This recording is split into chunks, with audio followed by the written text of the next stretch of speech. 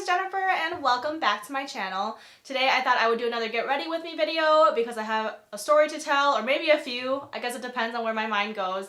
And also a very brief Q&A because some of you have dropped me some comments in both YouTube and Instagram. So I figured I would combine them into one video and let's get started.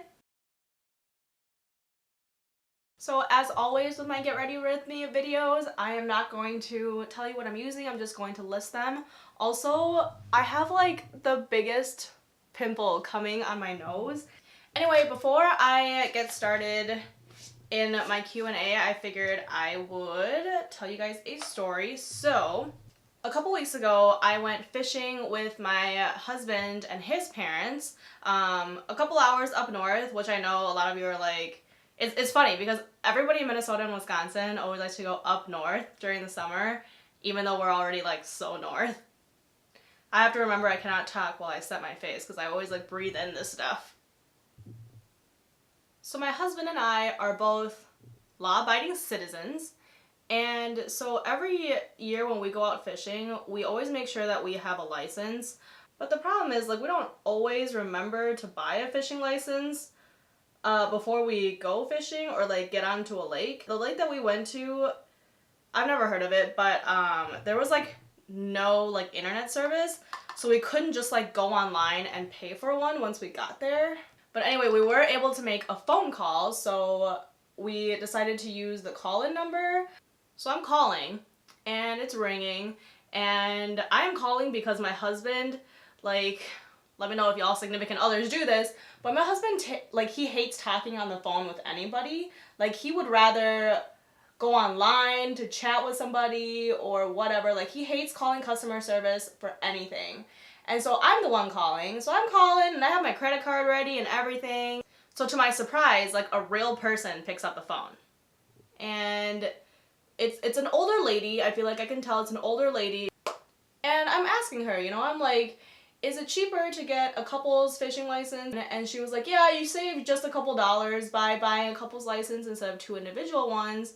So I was like, yup, your girl's cheap, so let's do it. Let's buy the couple's license. So I'm like ready to give her my information. And if you haven't bought a fishing license before, you know, like, they ask for literally everything. Like your social security number, your birthday, your address, everything. But if you have purchased a license before, they can usually just look it up using your driver's license number, because like literally they take all of your information. So I'm like getting my license ready and getting ready to give that information to her, and she goes, okay, let's start with your husband's name and his license number. And I'm like, girl, like, I understand that on like credit cards, if you want to have a primary user and a secondary user, fishing licenses, you have a primary user and a secondary user when you have two people on the same card or license. But like, as far as I know, there is no law that states that the wife or the female cannot be the primary user. Like, if I'm calling and I'm on the phone with you, why wouldn't you just make me the primary user? And I'm sitting here like baffled because, for one, I didn't have my husband's information handy at that point in time because I thought I was going to be using mine. And I'm just shocked because it's like 2018, you know? And like, I have nothing against my husband being the primary person on the license, but it's like, I'm the one that called. If he was the one that called, then it would make sense for him to be the primary user. Anyway, so I'm like trying to track my husband down because he's outside of the camper and like asking for his information. I give it to her, whatever. And then that's all wrapped up. So then I get ready to give her my information. And she goes, okay, so I just need your first name. And in my head, I'm like, lady, like, I know you're trying to be helpful or something, but like, you just can't go assuming that everybody changed their last name the moment they got married. Like, some of us didn't. And I am one of them. I just don't feel like you can assume these things anymore, you know? And it's like, say it was, you know, two females that got married, then what would you have said? Like, oh, let me start with your husband's information. Well, what if you didn't have a husband? What if you had a wife? I don't know, I just feel like that would have been so awkward, and I feel bad that people have to like go through awkward moments like that just because you know, people are used to tradition and living a certain way and doing things a certain way, and that's just not really how it is anymore. So yeah, at this point, I'm like really freaking annoyed because like this lady has made so many assumptions about me and my life and my family. So yeah, that was kind of the story of how I got my fishing license that day.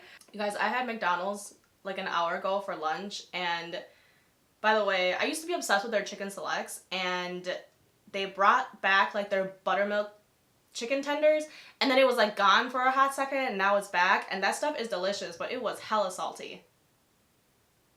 So moving on to the Q&A section of my video, I'm just going to probably read them and like put them on the screen somewhere. But Libby asked, by the way, she did win one of my giveaways. Like, I've only had 2 or 3, I think, but she did win one of them. And so her question, 2 questions were, did you start your YouTube channel thinking it would be a proper side gig? And how do you stay confident in yourself and not worry what everyone else is doing and what everyone else may think of you? That's a loaded question. So the first one, did I start my YouTube channel thinking it would be a proper side gig? Yes and no. So I think I started a YouTube channel hoping it would be a proper side gig instead of thinking that it would. It was just like me having fun mostly, and then just being like, you know, someday if I make a buck off of YouTube, like, that's cool, but I'm not gonna be super heartbroken if I, you know, don't end up making a bunch of money on YouTube, or like it doesn't become like a proper side gig. Second part of her question about confidence and not worrying about what people are doing or what they might think of me. This one is hard because if I can be honest with you, I do care about what people are doing and what they think of me to a certain degree. So I think with social media, it's really hard to just ignore what other people are doing, especially if, you know, I like keeping up with people like in the community that are in like the arts and modeling, which is like another big part of my life. I do like to keep up with like my friends and people I know, and so I can see when like people are just making moves and being boss queens and stuff like that, and it makes me really happy for them, but at the same time, like, I do get jealous sometimes. Like, if I have a photographer that I have really wanted to shoot with, and I've even like reached out to them and I'm like, hey, would you be up for a shoot? And you know, for whatever reason, like it doesn't work out and they turn me down, whether that's like they just didn't have time at that point, or I just didn't have the look that they were looking for. And then like a couple weeks later, you know, if they turn around and shoot with somebody else I know, that does make me jealous, because it makes me feel like, you know, what was it about me that they didn't want to work with me? Was it the way I looked? And for me, being in the modeling world, and she probably was asking this more for YouTube, but here I am talking about the modeling world. It does make me self-conscious because, like, for one, I am very short for a model, and so that always comes into my mind. Like, did they not pick me because I'm too short? I'm not the skinniest person out there. Like, I feel like I have more of like an athletic build. So the high fashion like modeling world, they usually cast people that are about 23 years old. For females between like 5'8" and 6 feet, and like 120 pounds ish. Like, that spec, fuck you guys. I literally just drew all over my eyeshadow. I wasn't gonna do a wing today, but it looks like I am because I just, I like can't do this. Can't do wings and talk at the same time. So give me 1 second. Anyway, so I fully acknowledge that I don't meet specs to be a model. And so what I do is I just try to tell myself that most of it is something that I can't change. Like, I cannot change that I am 5'3" on a good day. You know? Like, that's just something I was born with, and I'm just gonna have to live with it, and I can be happy about it or I can be sad, but neither of those things are gonna change my height. And there are some things about me that I don't want to change, you know? Like, okay, if you're 5'8" and 120 pounds, and I'm 5'3", that really means I should be like, what, 85 pounds? 90? To meet the same, like, height to weight ratio or something? Like, I love food way too damn much to care about my weight. Do I care about my health? Yes. I don't think I should eat 40 pizza rolls in one sitting all the time, even though I do once in a while. But I just love food too much to give it up to meet a certain standard. So what I am thankful for is that, like, the agency that I'm with, I've never been asked to lose weight. I've never been asked to look a certain way other than the way I look right now. But to the other part of her question, you know, like, how do I maintain confidence and not care about what people think of me? I think part of this is like a defense mechanism, because growing up, I didn't have the best experience like making friends and stuff. So when I immigrated to the US, like, I was like the immigrant kid, right? That didn't speak great English. I knew some English. Immediately it was already really hard for me to make friends. I was just like kind of socially awkward, and my parents were very traditional, like in like a Taiwanese Chinese way, where like my curfew in middle school was like 5 p.m. and you know, I couldn't go out with my friends late. I couldn't have sleepovers, stuff like that, just because in my culture, like, those aren't things that kids that age did. And so for me, it was like really hard to make friends. I became so self-conscious and so self-aware, and I cared so much about what people thought of me. And then in college, I actually dated a guy that ended up being physically abusive, and that can be a whole other story. But I just, looking back, that relationship has taught me so much. I realized that I spent so much of that relationship worrying about what he thought of me, what he thought of the way I looked, what he thought of the way I acted or I was dressed or whatever, just to like make him happy. That relationship ultimately taught me that I'm not perfect and I never will be, and when I'm living the best version of myself that I think I can live, then that should be enough for me, and I should put myself first.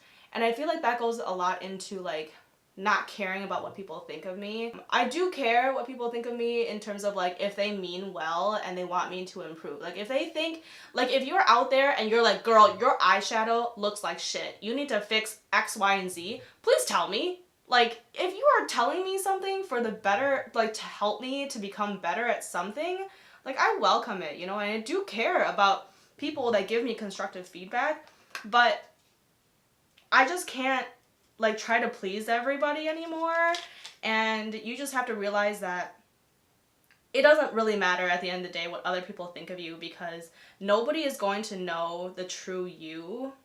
I mean, do you even know the true you? So yeah, that was a very long-winded answer. I think I'm just gonna stop there because I can just ramble all day. But Betty's question was, what is your favorite thing about making YouTube videos? So my favorite thing about making YouTube videos is actually, like, for one, getting to practice makeup, and because I really like it, but I don't do it every day for work, at least in like this dramatically. It's mainly because I get to like interact with you guys and people that I don't know around the world. There's so many people out there. Like, if you think about it, you're just like one person out of everybody in this world. It's fun for me because my husband's an engineer, my brother is an engineer, everybody that I know from college are engineers or went to engineering school with me. I work with a bunch of engineers. Like, I feel like my life, while I love the people in it, it's a lot of the same. I don't know how to explain this, but the people in my life are kind of from like the same walks of life. Like, everybody is unique, and I get it, and I feel like my friends do come from different places, but we ended up in the same place. Being on YouTube just helps me get to know and reach other people that aren't quite like me and us, you know, the people that I'm frequently around. Okay, I feel like my eyes are a hot mess, so we're gonna move on to the rest of my face. So my friend Andrea asked, what does your significant other slash husband think of you doing YouTube? I feel like this is a really funny question. He's very like introverted and does not even think about stuff like this. I think he's indifferent. I think because like I've purchased all of my equipment with my own money, to him it's like, oh, it's just me partaking in another hobby, right? So it's not a big deal. But where he like does have opinions is if I'm like asking him to help me film something. When I did the fashion video and I asked him to film it, he was like, I don't know what I'm doing, this sucks. Not because like he didn't want to help me, but just because he didn't know how. And so I think it's like a learning process.